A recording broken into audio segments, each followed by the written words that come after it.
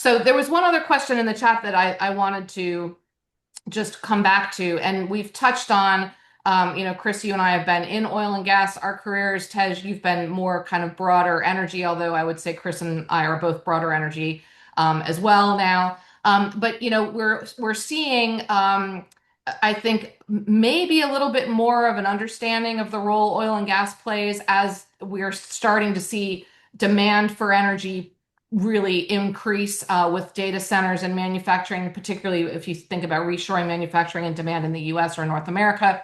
But we're also seeing countries set their own vision for transitioning. And so, in particular, you could think of Saudi Arabia's Vision 2030, where they're looking to shift their GDP away from oil and gas.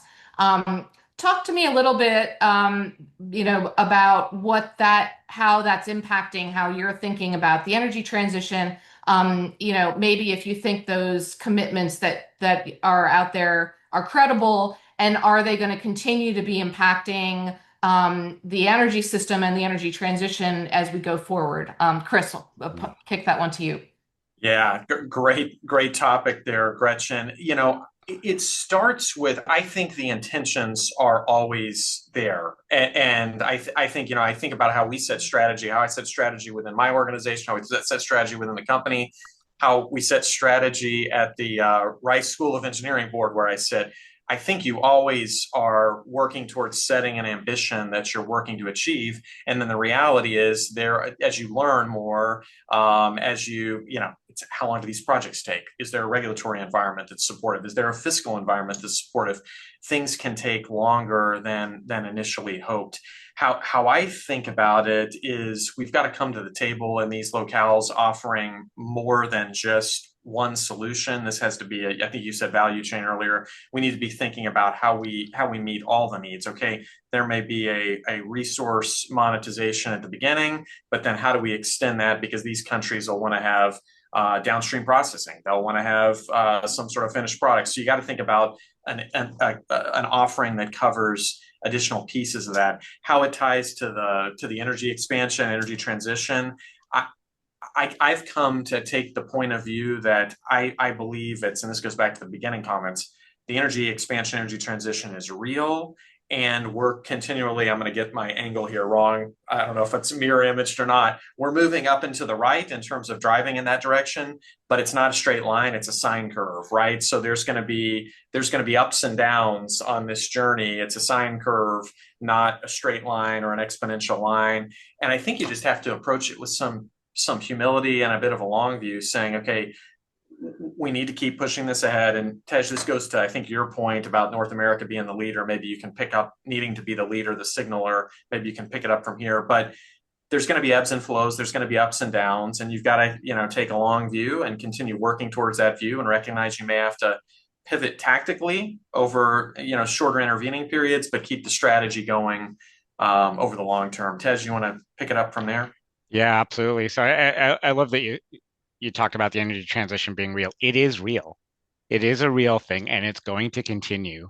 I was just taking a look at the spend in energy transition technology development across the world. It was higher in the first half of 2025 than it's ever been. Yeah. Somewhere around $400 or $500 globally spent, with the exception of the US, where it's dropped. So around the world, I think people are understanding that there is a finite resource sitting here. I mentioned natural gas before. The biggest reserves of natural gas in the world sit in Russia, Iran, and Qatar. That they're the ones who have the natural gas and the largest components of natural gas. Now, do we ultimately want to be making deals with them? Is that going to improve our geopolitical position and our energy security? I think perhaps not. The best example I can think of in the world for someone who kind of really gets this on a countrywide level is probably China. China is building coal plants at an alarming rate because they have access to coal. I don't know how they're putting them up so quickly, but they're also building nuclear and they're also building renewables at an incredible clip. And their entire intent, because they don't have a lot of oil and gas, is to make sure they're not subservient to other countries for their energy supply. So to me, it really does come down to energy security. And when we think about net zero goals, I mean, I understand net zero goals, but it's not just about net zero. It is decarbonize, but we have to toss in security there, and we have to toss in affordability there. As new technologies come on board and as they become more efficient, I think we'll address the affordability over time, although we're not seeing it right now. But I would make the argument that some of these low carbon technologies, like the nuclear space, do provide that energy security that we really, really badly need at a countrywide level. And that's why they're so attractive. So it's not just about net zero. Could the technologies that get us to net zero also offer that security component and that affordability component? I think yes. And I think China sees that more than anyone. So I would prefer not to cede the energy transition to China and have them develop all the technologies that we then import. I'd really not like to see that. I'm a little bit fearful that that's the way it's going, but I think there's still time to interrupt that journey because there's a lot of work that needs to still be done in technology development.